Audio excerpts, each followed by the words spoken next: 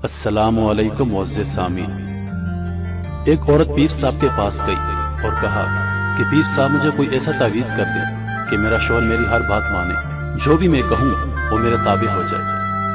पीर साहब भी दूर अंदेश इंसान थे। उन्होंने इस औरत की बात को गौर से सुना और कहा कि यह अमल तो शेर की गर्दन के बाल पर होगा और वो बाल भी आप खुद शेर की गर्दन से उखाड़ कर लाएंगी, तब असर होगा, वरना कोई फायदा ना होगा इसका।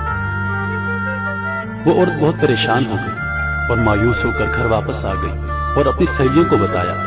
एक सहेली ने मशवरा दिया कि काम तो मुश्किल है मगर नामुमकिन नहीं है। तुम ऐसा करो कि रोजाना 5 किलो गोश्त लेकर जंगल जाया करो और जहाँ शेर आता है वहां डालकर छुप जाओ। कुछ अरसा बाद शेर के सामने जाकर डालो, वो गोश्त का आदी हो जाएगा।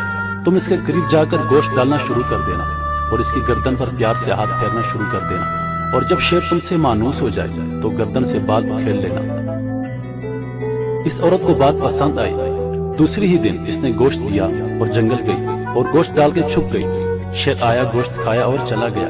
इस औरत ने 1 माह तक ऐसा किया। 1 माह बाद इसने शेर के सामने जाकर गोश्त डालना शुरू कर दिया ताकि शेर को पता चल सके कि इसकी खिदमत कौन करता है। कुछ अरसा बाद शेर की औरत से मानूस हो गया था। औरत ने शेर की गर्दन पर आहिस्ता आहिस्ता प्यार से हाथ फेरना शुरू कर दिया।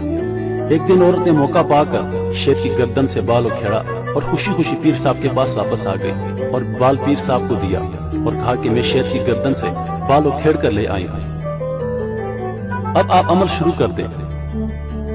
पीर साहब ने पूछा कैसे लाई है, तो औरत ने पूरी तफसील बता दी।